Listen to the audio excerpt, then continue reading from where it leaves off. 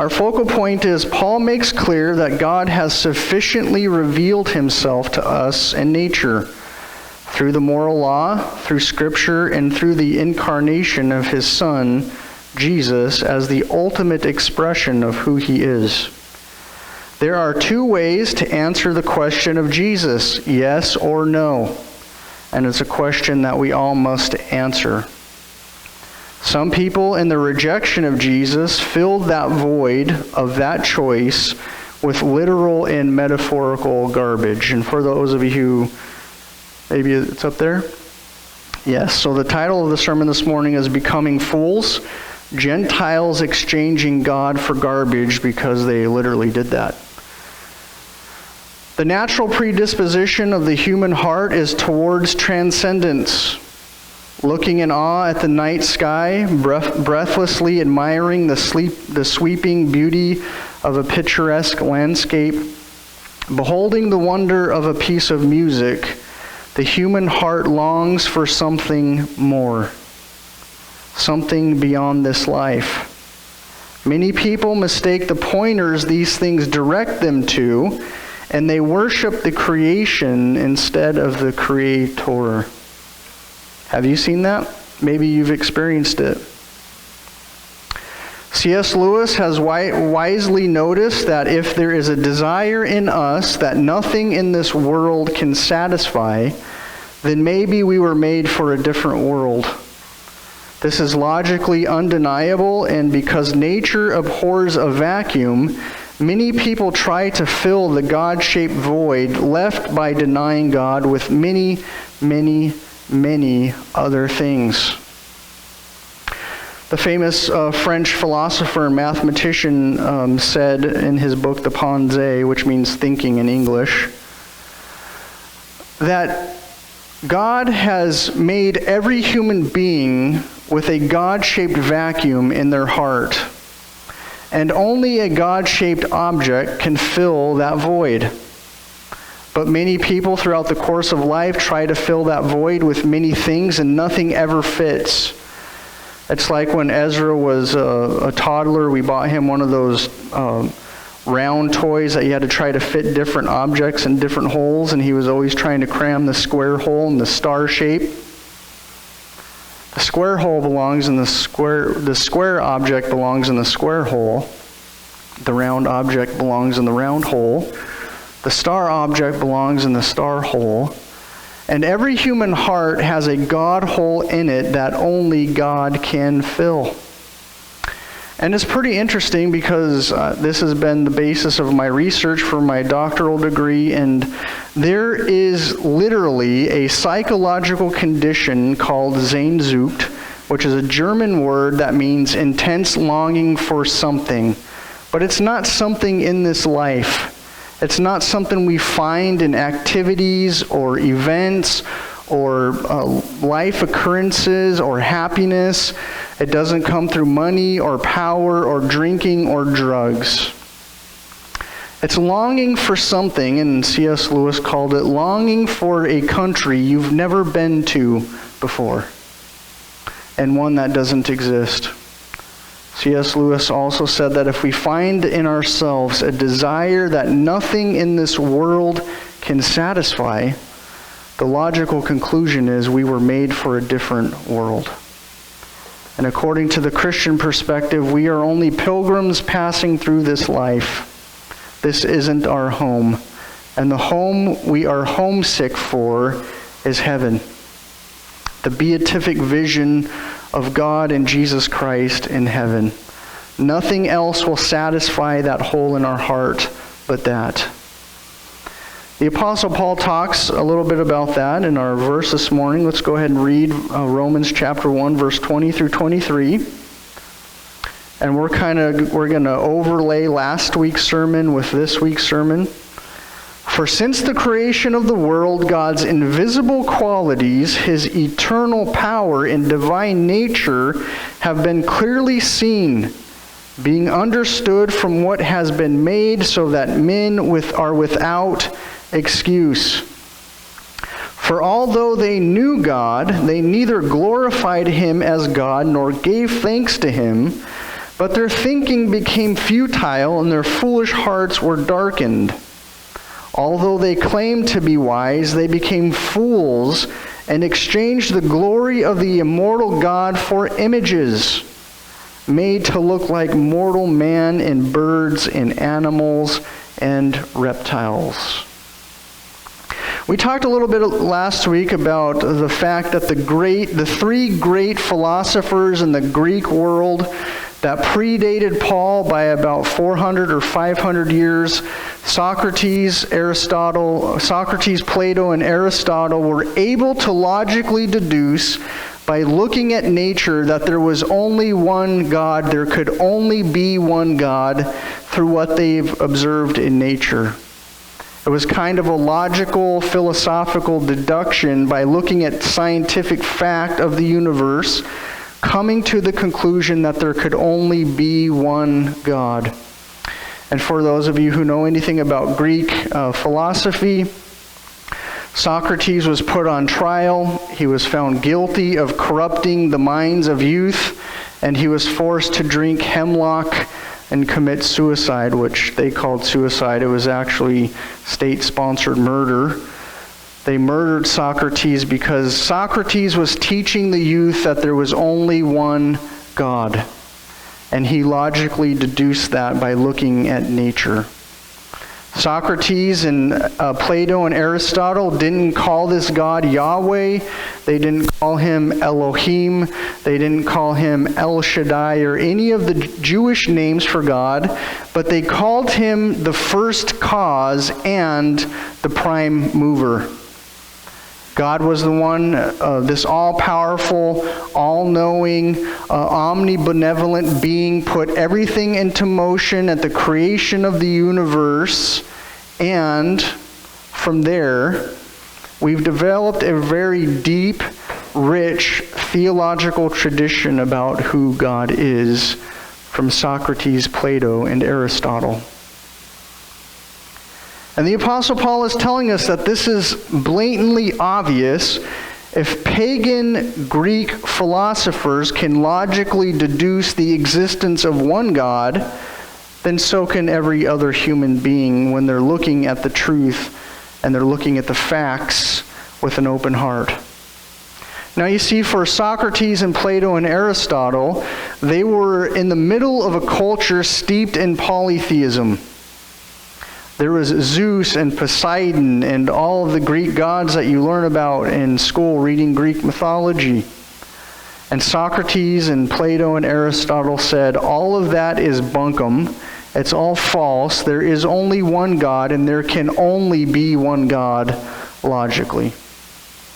The Apostle Paul now tells us in Romans that this is true. The conclusion of the Greek philosophers was true. There is one God, and he revealed himself to us in nature. He says, for since the creation of the world, God's invisible qualities, his eternal power and divine nature have been clearly seen, being understood from what has been made, so that men are without excuse. That's a pretty powerful portion of Scripture. You see, a lot of people think that you could look out into the world and you could come up to all different kinds of conclusions about what controls and what handles and what signifies this universe. But the fact of the matter is, there's only one logical explanation.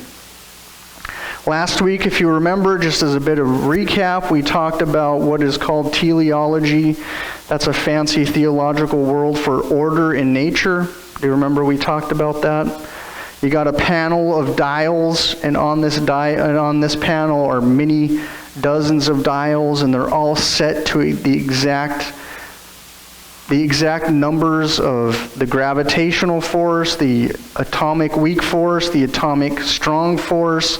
There's dozens of these forces in the universe, and they all have to be set precisely exact.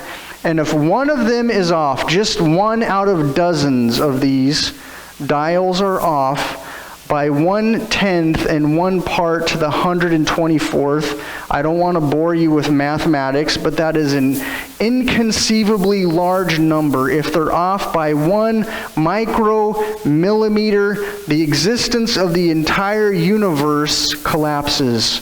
It is impossible to have life if one of those dials are off. I told you last week, I don't have enough faith with all of that evidence to be an atheist. I just don't. There's just too many coincidences that line up exactly, precisely for us to be alive on the planet Earth. The moon is the exact right distance from Earth in order to control the tidal exchanges of the ocean. The Earth is the exact distance it needs to be from the sun in order for us not to be scorched or an ice planet. We are in the exact place we need to be in our galaxy in order for life to exist.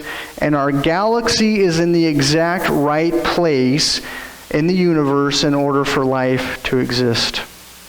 There is a very small window, if you're talking astrophysically, cosmologically, there's a very small window. They call it the life sustainability portion of the universe. And it's very small for life to exist, and we happen to be in it. You can call that coincidence. I call that design. You can call that random happenstance. I call that a divine creator putting all that into place. So when you look at the Gentiles, they see this overwhelming evidence. They see the handiwork of an almighty, all-powerful, omnibenevolent God. And they say, yeah, there's that, but I want to carve myself an idol out of wood or stone, and I want to call that thing my God. Because what many people do is they try to fashion God in their image instead of being fashioned in God's image. They want to put God into a box, and they want God to have these characteristics and these attributes and these qualities, and they don't want God to be able to do this or that, and so they make their own God. When God is in heaven saying, "No, I made you." And so the Apostle Paul tells us, for although they there being the Gentiles, knew God, they neither glorified him as God, nor gave thanks to him, but their thinking became futile, and their foolish hearts were darkened. You see, God had made himself abundantly clear to them who he was through nature and through revelation. Through the incarnation of Jesus Christ, his qualities were made known to them, and they rejected it anyway. They said, I don't really like that God. I'm going to get a stick and I'm going to carve a face in it, and that's going to be my God. And they've traded the truth for a lie, and they've fashioned gods in their own image and not being fashioned in God's. They've traded truth for a lie. They've exchanged the glorious power of the one and only creator and sustainer of the universe in exchange for something they've made for themselves. And what follows from that is logical. They get what they made. The old saying is true, you get what you pay for. When you go to the dollar store and you buy a screwdriver, you can expect it to work half of one time and then it breaks, which happened to me, unfortunately. But the Bible and the revelation of God is very clear. In the book of Romans, chapter 5 and verse 20, these are just secondary verses we'll look at this morning. You can follow with me, or you can read it on your own in your own Bible. Isaiah 5:20 says this: "Woe to those who call evil good and good evil, who put darkness for light and light for darkness, who put bitter for sweet and sweet for bitter." You see, there's a very strong habit as us human beings, as people who atheists would say we're just bags of flesh, random collocations of atoms put together by chance and circumstance. We arose out of a primordial ooze. We turned into newts and frogs, and then eventually we turned into monkeys, and now we're here. By some strange miracle of nature, we are now human beings with thoughts and conscience and the ability to appreciate beauty, to do maths and to do science. That was all just some kind of random accident. But as these kinds of human beings, we have the tendency to change what God has called truth, and we exchange it for lies. For what God has called good, we exchange that good for evil, and we call our evil good. And then we take light, we make it into darkness, and then we try to fool everybody else and say, look at this light I've created, when it's darkness. And we know from our previous study in the book of Matthew, the Sermon on the Mount, that the gospel of Jesus Christ is sweet. It's tasteful. It brings joy to life. And we take that good tasting sweetness, we exchange it for bitterness, and then we pretend like it's honey. The Apostle Paul tells us in 2 Timothy chapter 3. Later on in his career, the Apostle Paul wrote this. 2 Timothy 3, we'll look at verses 1 through 6 through 7 this morning. But mark this, there will be terrible times in the last days. People will be lovers of themselves, lovers of money, boastful, proud, abusive, disobedient to their parents, ungrateful, unholy, without love, unforgiving, slanderous, without self-control, brutal, not lovers of the good, treacherous, rash, conceited, lovers of pleasure rather than lovers of God, having a form of godliness but denying its power. Have nothing to do with such people. They are the kinds who worm their way into homes and gain control over gullible women, who are loaded down with sins and are swayed by all kinds of evil desires, always learning, but never able to come to knowledge of the truth. Does that not sound like 21st century America to you? There have been many, many different survey organizations that have tried to understand the morality of 21st century Americans. And they ask people, do you believe in an absolute, objective truth? Most people on the survey would say no. Everything is subjective. Everything is relative. It's like going to the ice cream parlor and picking out your favorite flavor of ice cream. Some people like chocolate. Some people like vanilla. There are a few crazy people that like the coffee-flavored ice creams. But morality and God's truth isn't like ice cream at all. There is no gray areas. There is no ability to obscure it for your own truth. There is only one truth. But people in the last days will become all about themselves.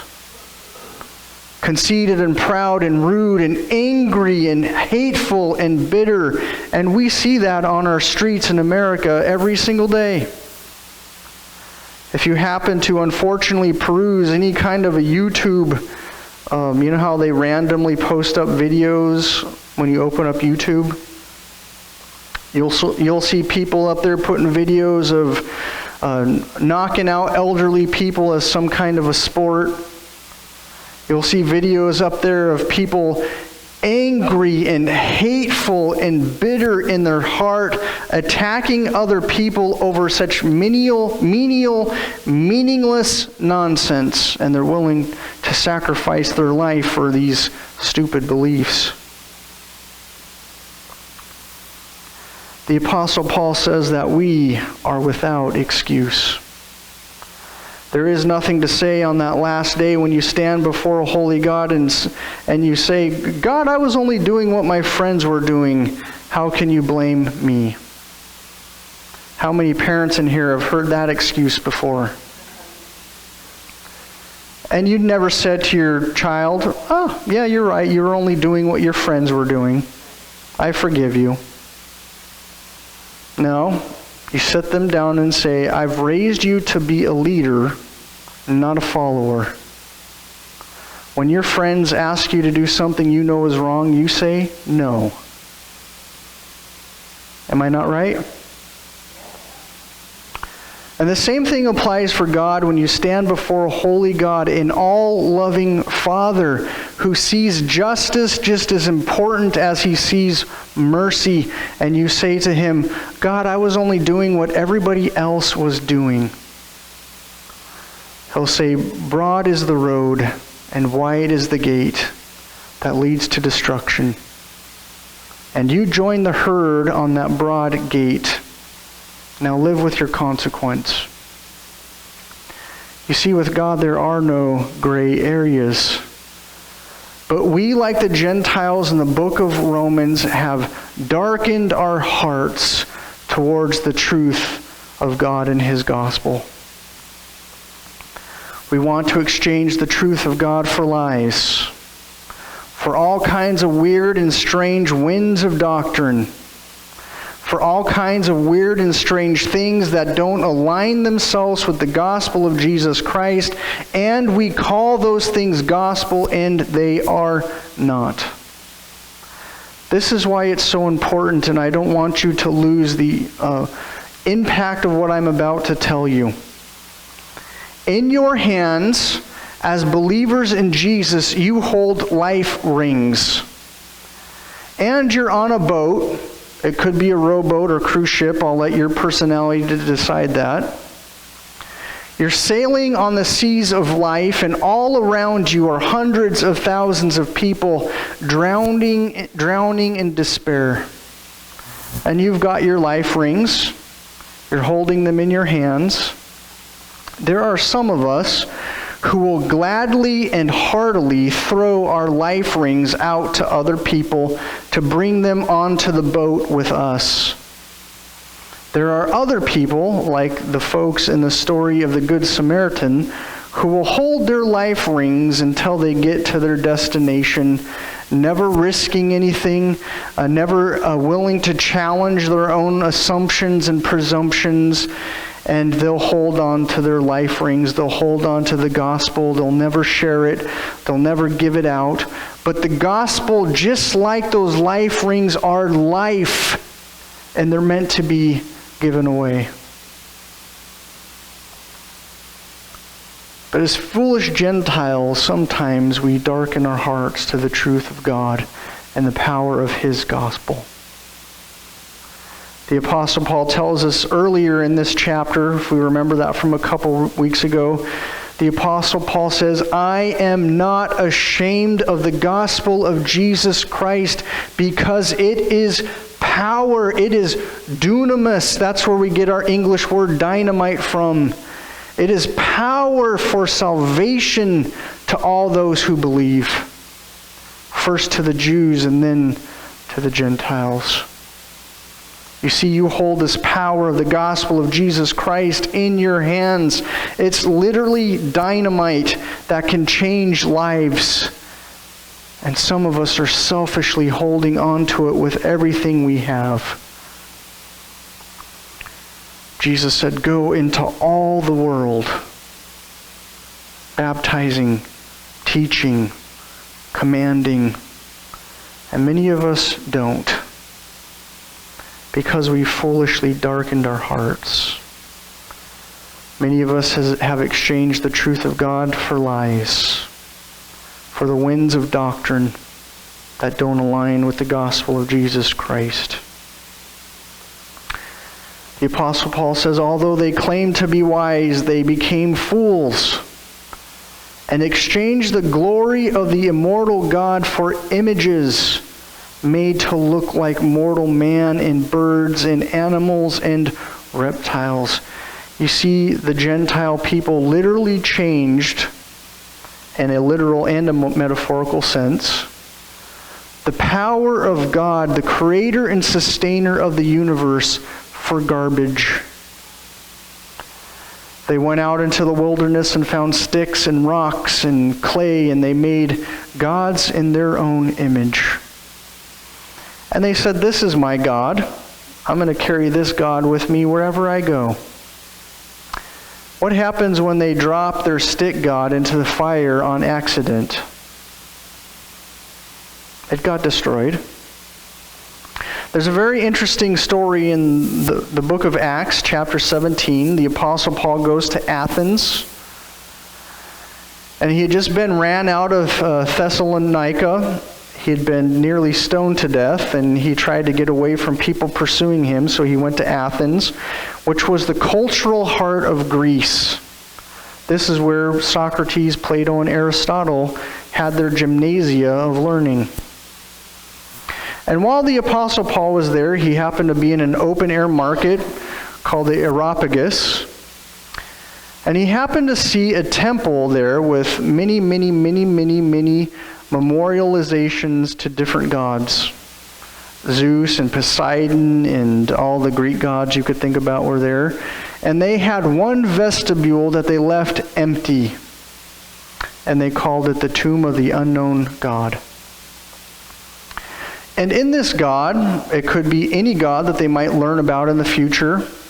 It could be Krishna or Vishnu. It could be the gods of Oriental paganism. It could be the god of Judaism or the god of Christianity, but they always left a spot open for a god they might not have yet discovered, so that they can cover all of their bases. We believe in every god on the planet. That way, if we do die one day and we get judged, we can say, yeah, we believed in you too. What we understand about the character and the qualities and characteristics of God is that He is a jealous God. Do we remember what happened when the Babylonians stole the Ark of the Covenant and put it in their pagan temple next to their god Dagon? Do we remember that story from Sunday school? In the middle of the night, the statue of Dagon toppled over, landed on his head, and busted his head off, and his body was smashed into hundreds of pieces. You see, God isn't meant to be put next to any other god. And if you look at it from a very logical perspective, from a philosophical perspective, we're going to detach for 1 second theology from philosophy. Can you follow me? I don't want this to go over anybody's heads, but we're going to look at this from a philosophical perspective. If you have one God that you claim is all-powerful, all-knowing, omniscient, omnipresent, omnibenevolent, which omni is the Latin word for all, so all-powerful, all-loving, all-knowing, everywhere, all at the same time. If you have one God that claims those qualities, and you have another God that claims those exact same qualities, what happens? You have a logical contradiction, don't you? Because if one God claims to be all good, all powerful, all knowing, everything, there can logically only be one of those, right? That's what the word all means. So if you have another God that claims those exact same things, one of them has to be lying. Because of the law of non-contradiction, something can't be both A and non-A at the same time in the same place. You following me? Is anybody sleeping yet?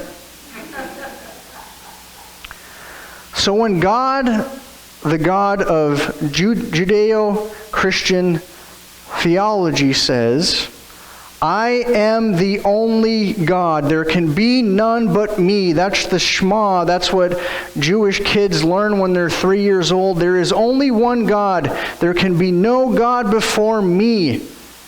And I am Yahweh, Elohim, El Shaddai, Kurios in Greek.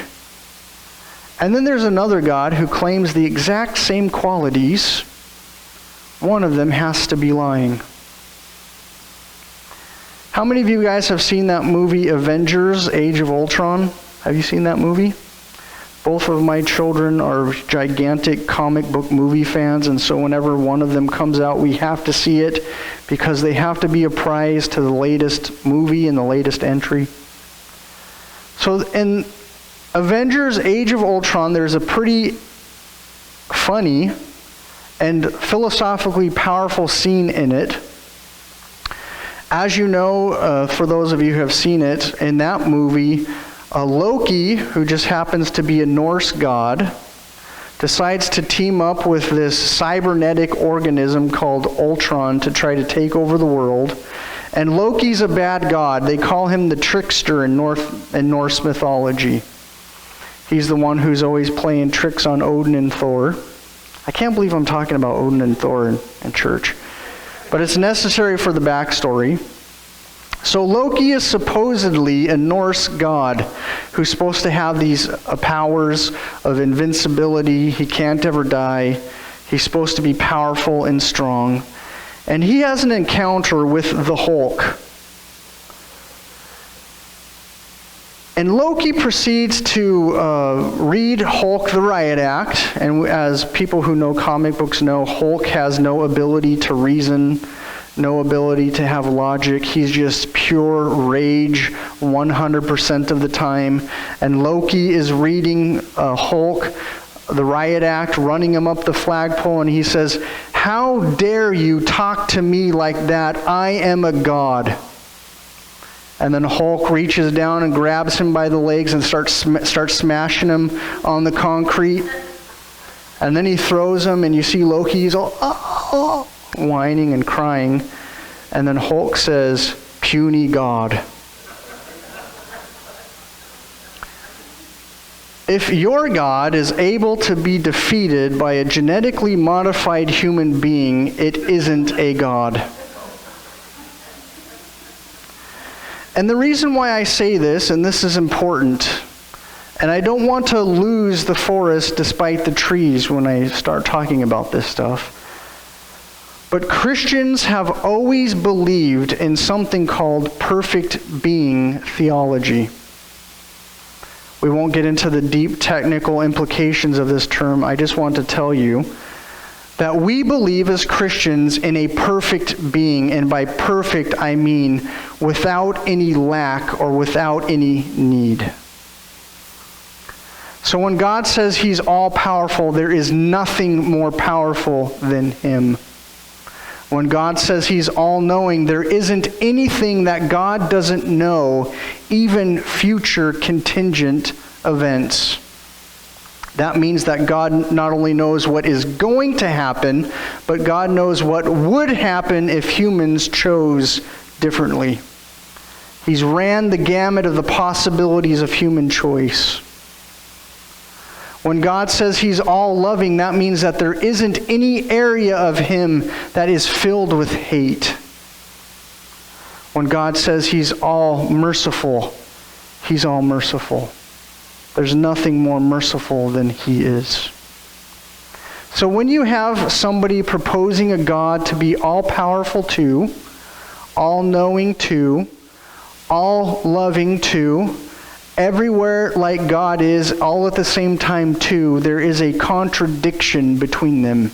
Either they are describing the exact same God you believe in and calling it a different name, or they're trying to sell you a phony God.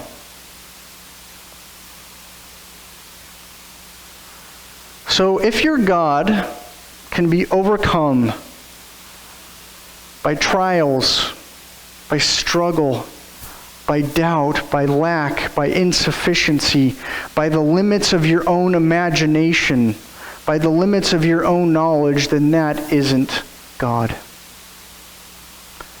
No matter how commanding and influential your internal thought process might be, you don't believe in the God of the Bible.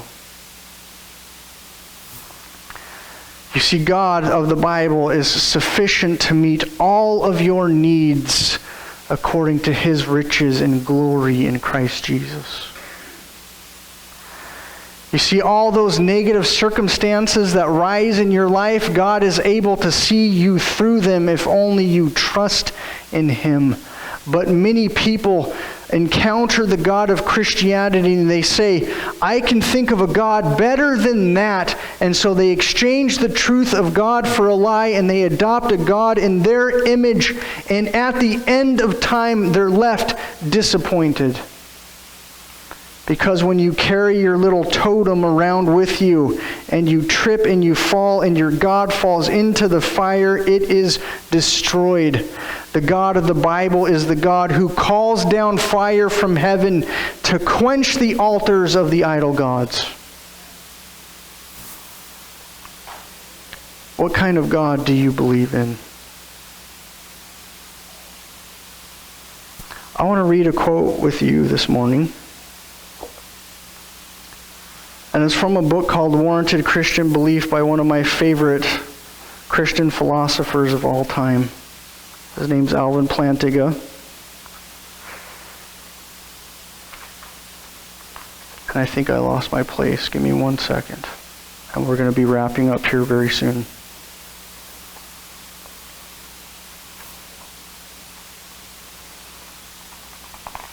Okay, it says this.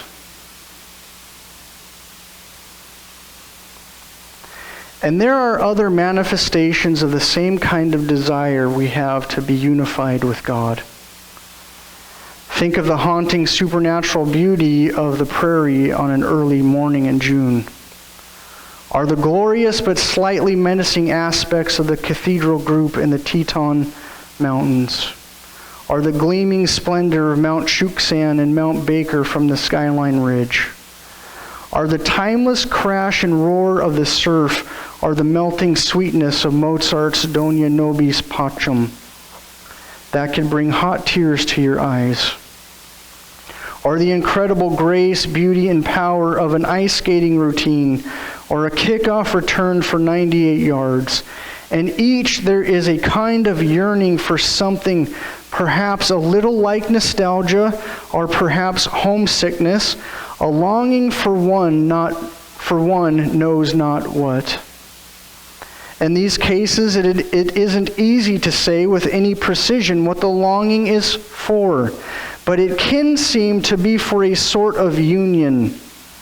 It is as if we want to be absorbed into the music, to become part of the ocean, to be one with the landscape. You would love to climb that mountain, certainly, but that isn't enough. You also somehow want to become part of the mountain.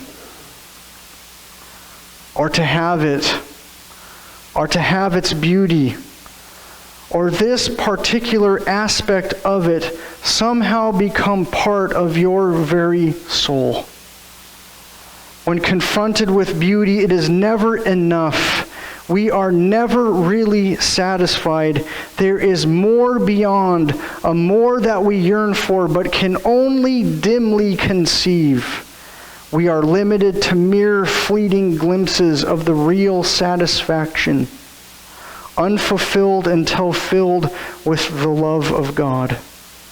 These longings, too, are types of longing for God, and the brief but joyous partial fulfillments are a type and foretaste of the fulfillment and enjoyment of what is to come in the glory of God forever. You see, it's no wonder that people look out at nature and they try to create gods after that nature. Because C.S. Lewis says it's like when you walk out on the beach and you hope to see a wave. You've never been to the ocean before and your heart longs to see a wave.